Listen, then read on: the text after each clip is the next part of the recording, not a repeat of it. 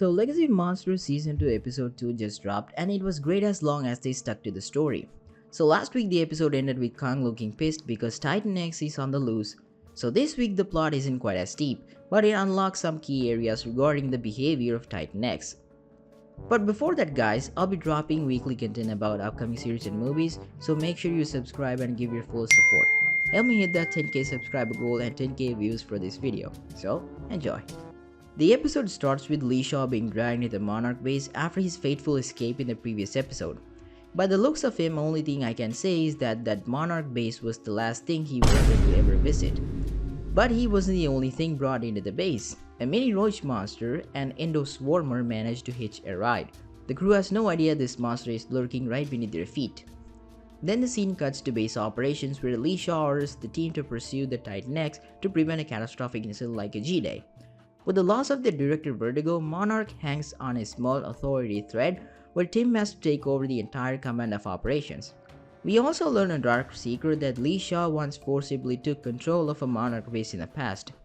Keiko hearing this goes into a state of shock. The Lee Shaw she knew would never do something like that, and that's a story for another day. In the flashback, Keiko, Lee, and Bill Randa are still in the caves investigating a new species known as the Sea God. The walls are covered in drawings symbolizing how these creatures were major assets to the alien people. If you notice, the Roach Monsters we saw earlier are all over these drawings surrounding Titan X. And also if you notice closely, similar drawing of Titan X or similar to those creatures are following another huge Titan species. So is this the same Titan species or another big surprise waiting for us? But the only thing that these drawings represent is the authority of control. Then Bill Randa notices strange star patterns on the wall and concludes that Titan X has long since left these waters and headed elsewhere, and Bill knows exactly where. Meanwhile, Keiko notices a strange chemical composition in the water surrounding the island. Before she can finish her research, Bill insists she and Shaw leave the island to hunt the Titan.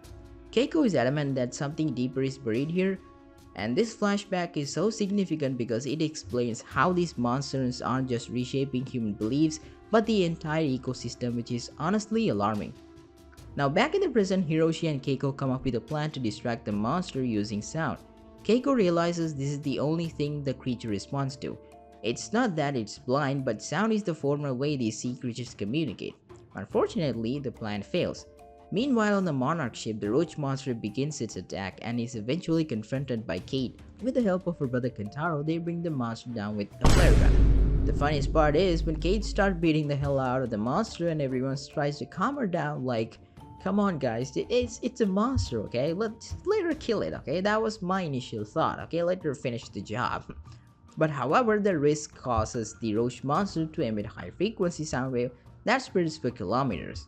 So these creatures obviously communicate through sound frequency, like the dolphins and the other sea creatures. Then this grabbed the attention of Titan X, and while they got what they wanted, the Titan is now heading straight for the ship in a hostile manner.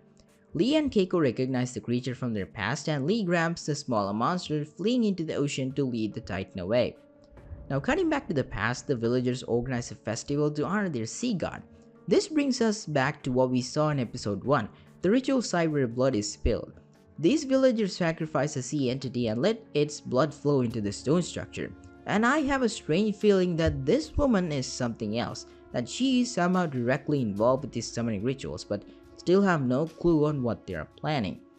But immediately after the ritual, Keiko and Lee experience an earthquake caused by thousands of Roach Monsters climbing up from the exact caves where the drawings were found. But where did they come from? Well, I believe a rift was opened beneath the cave, well, a rift to the Axis Mundi actually.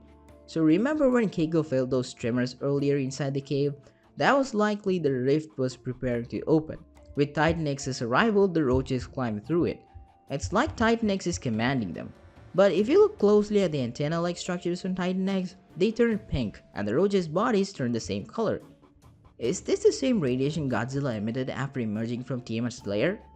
Well, not to mention that when Lee leaves the base with Monster in the boat, and in this particular scene pushed by the immense force of the Titan X, the water spreads into the boat pod where Kate feels some tremor or a type of communication which is only heard by her like Keiko did inside the cave. Like the monster wants to tell something to both of them, so isn't that kinda crazy that grandmother and the granddaughter feeling the same thing? Well, that's something to discuss, right? But onto the story, like when the Roach Monster was sent back into the ocean, we saw a pile of them sticking to Titan X's back. This confirms a symbiotic relationship which was also seen in the flashbacks as well. So yeah, this was the plot for the episode too. But yet there are a lot of things to discover, like why the villagers sacrificed blood and how it triggered this Titan X. Like it was a classic supernatural demon summoning, and why Keiko and Kate were feeling the vibrations like the monster was trying to communicate with them. So comment down below on how you think this is going to turn out, okay? Do you think the pink glow means a connection to Godzilla? Let me know, we'll discuss.